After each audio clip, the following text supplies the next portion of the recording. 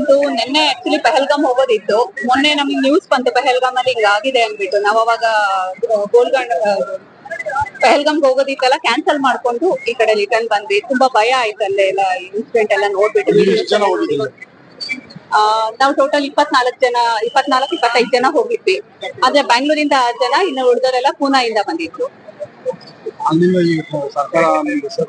ಹೌದು, ನಮ್ಗೆ ಅದು ಇನ್ಸಿಡೆಂಟ್ ಆದ ತಕ್ಷಣ ನಮಗೆ ಭಯ ಆಯ್ತು. ಫ್ಲೈಟ್ಸ್ ಎಲ್ಲ ನೋಡಿದ್ವಿ, ಸಿಗ್ಲಿಲ್ಲ ನಮ್ಗೆ. ಆಮೇಲೆ ಸಂತೋಷ್ ಲಾಡ್ ಸರ್ ಹಿಂಗೆ ಎಲ್ಲ ಹೆಲ್ಪ್ ಮಾಡ್ತಾ ಇದಾರೆ ಅಂತ ಗೊತ್ತಾಯ್ತು. ಅವ್ರಿಗೆ ಕಾಲ್ ಮಾಡಿದ್ವಿ.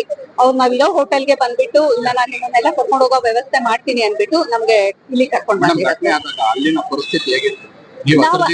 ಇಲ್ಲ, ನಾವು ಪಹಲ್ಗಾಮ್ ಅಲ್ಲಿ ಇರ್ಲಿಲ್ಲ. ಆಕ್ಚುಲಿ ಅಲ್ಲಿಗೆ ಹೋಗ್ಬೇಕು ಅಂತ ನೆಕ್ಸ್ಟ್ ಡೇ ಪ್ಲಾನ್ ಇತ್ತು. ಎಲ್ಲರೂ ನಾವು ಕ್ಯಾನ್ಸಲ್ ಮಾಡ್ಕೊಂಡ್ವಿ. ಆ ಇನ್ಸಿಡೆಂಟ್ ಆದ್ಮೇಲೆ ಅಲ್ಲಿಗೆ ಹೋಗೋಕ್ ನಮಗೂ ಇಷ್ಟ ಇಲ್ಲ. ಬಟ್ ನಾನು ಹೇಳೋದು ಇಷ್ಟೇನೆ, ಕಾಶ್ಮೀರ್ಗೆ ಹೋಗೋದ್ ಬೇಡ. ಅದು ನಮ್ದು ಆಗೋ ತನಕ ನಾವ್ ಅಲ್ಲಿಗೆ ಹೋಗೋದ್ ಬೇಡವೇ ಬೇಡ.